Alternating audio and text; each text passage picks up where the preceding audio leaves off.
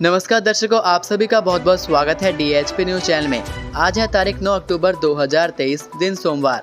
हिमाचल प्रदेश के आज के मुख्य समाचार और बड़ी खबरें आपको बताएंगे।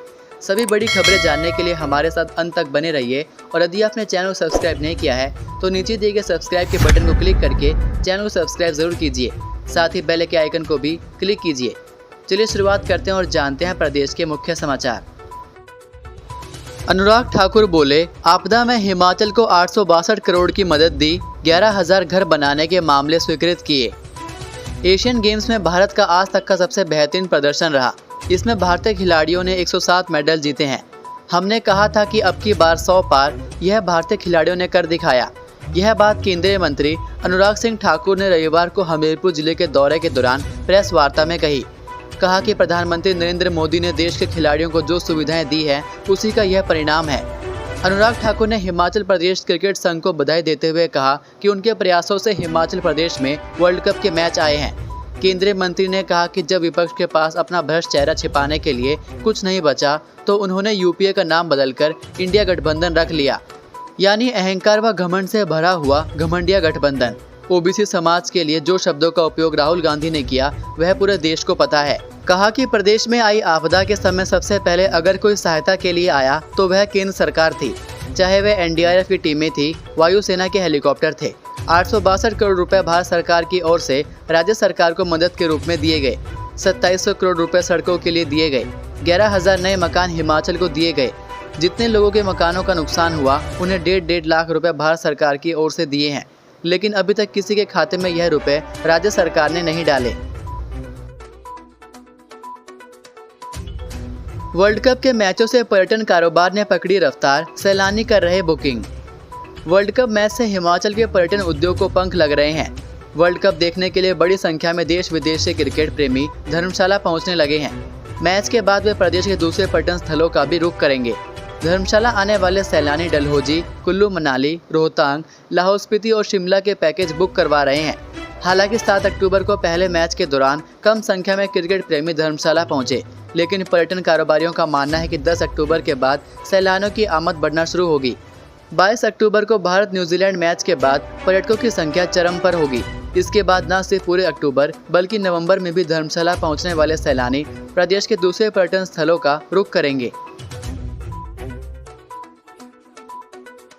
घोड़े पर होगा मां दुर्गा का धरती पर आगमन और प्रस्थान, राजनीति के लिए अशुभ संकेत।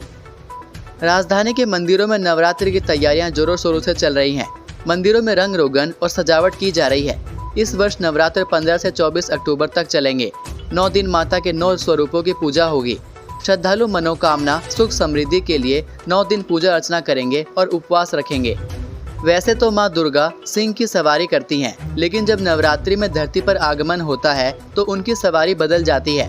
माता के आगमन की सवारी नवरात्रि के पहले दिन पर निर्भर करती है और जिस दिन विदा होती है उस दिन के आधार पर प्रस्थान की सवारी तय होती है। कालीबाड़ी मंदिर के पुजारी मुक्ति चक्रवर्ती ने बताया कि इस बार दुर्गा माँ का आगमन घोड़े पर सवारी से होगा और प्रस्थान भी घोड़े की सवारी से ही होगा। उन्होंने बताया कि घोड़े पर आगमन और प्रस्थान होना अशुभ संकेत है। इससे सामाजिक और राजनीतिक अस्थिरता रहेगी। विश्व में युद्ध का माहौल बनेगा। गज पर सवारी करने से शुभ संकेत होते हैं। उन्होंने बताया कि माता दुर्गा की वार के अनुसार नवरात्रि में झूला, नौका, गज, घोड़े की सवारी होती है। सीएम सुक्खू बोले, सरकारी स्वास्थ्य संस्थानों में खुलेंगी सस्ती दवाओं की 52 दुकानें। मुख्यमंत्री सुखविंदर सिंह सुक्खू ने कहा कि आपदा प्रभावित परिवारों को निःशुल्क एलपीजी कनेक्शन और राशन उपलब्ध करवाने की योजना शुरू की गई है। आपदा प्रभावित परिवारों को एलपीजी सिलेंडर, रेगुलेटर, पाइप सहित एलपीजी रिफिल और ब्लू बुक की लागत सहित सभी संबंधित सुविधाएं प्रदान की जा रही हैं। प्रभावित परिवारों को राशन पैकेज में 20 किलो आटा, 15 किलो चावल, 3 किलो दाल, 1 लीटर सरसों का तेल, 1 लीटर रिफाइंड तेल, 1 किलो नमक और 2 किलो चीनी दी जा रही है। यह निःशुल्क राशन 31 मार्च तक दिया जाएगा।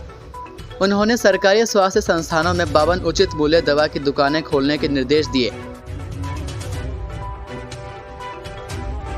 पीजीआई में हिमकेयर से नहीं मिल रहा कैशलेस उपचार, खर्च करने पड़ रहे पैसे।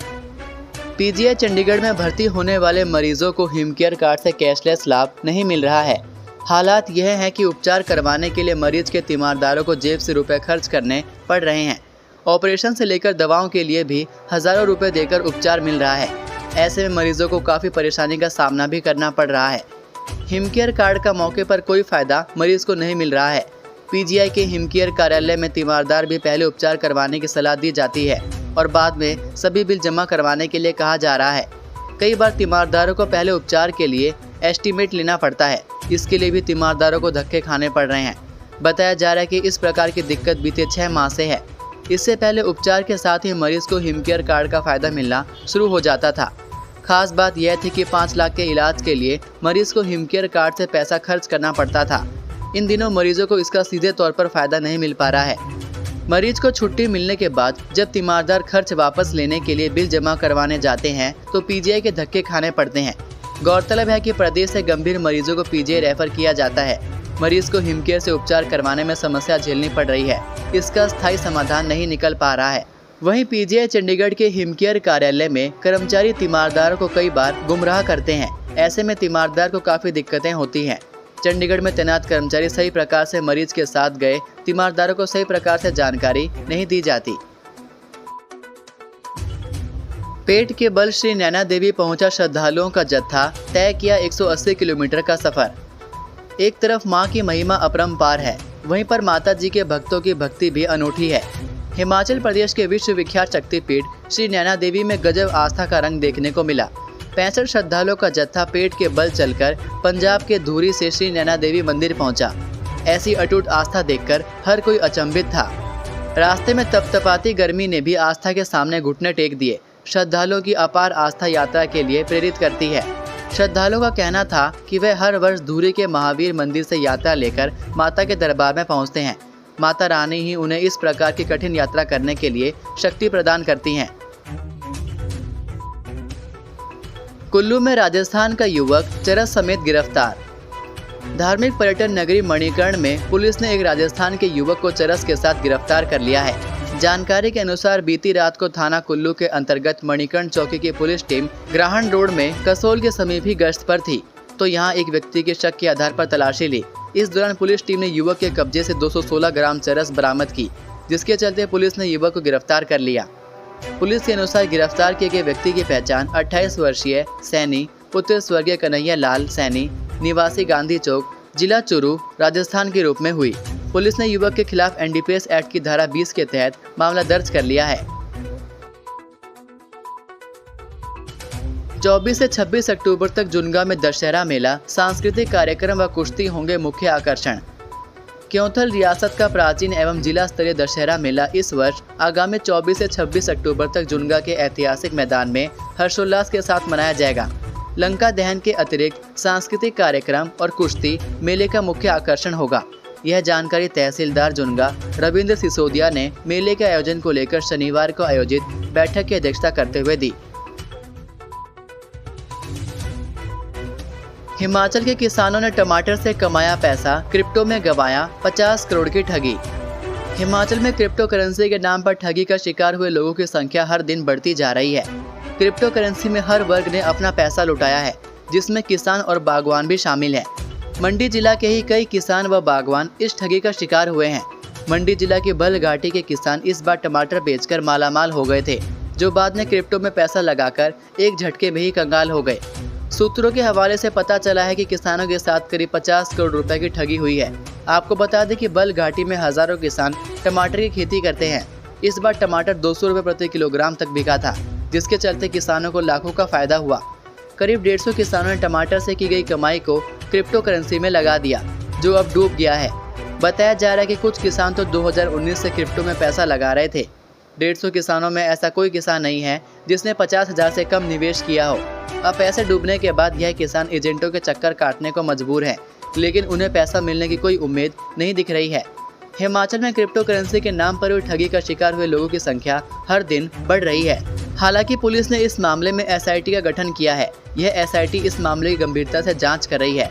बीते रोज हिमाचल के अलावा पंजाब और चंडीगढ़ में 35 ठिकानों पर दबिश दी गई। इस दौरान कई दस्तावेजों के अलावा मोबाइल, कंप्यूटर और अन्य सामान जब्त किया गया है। पुलिस ने अब तक कुछ लोगों को हिरासत में भी लिया है, जिनसे पूछताछ चल रही है।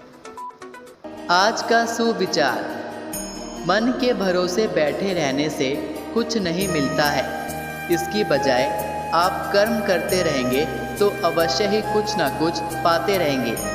इसलिए हमेशा कर्म करते रहें, क्योंकि यही आपको आगे सफल बनाएगा। तो ये थे प्रदेश के मुख्य समाचार। प्रदेश की बड़ी खबरें रोजाना जानने के लिए चैनल सब्सक्राइब करना ना भूलें, साथ ही बेल आइकन को भी क्लिक कीजिए। अब मुलाकात होगी आपसे अगली वीडियो में। तब तक के लिए जय हिंद, जय भारत, जय हिमाचल।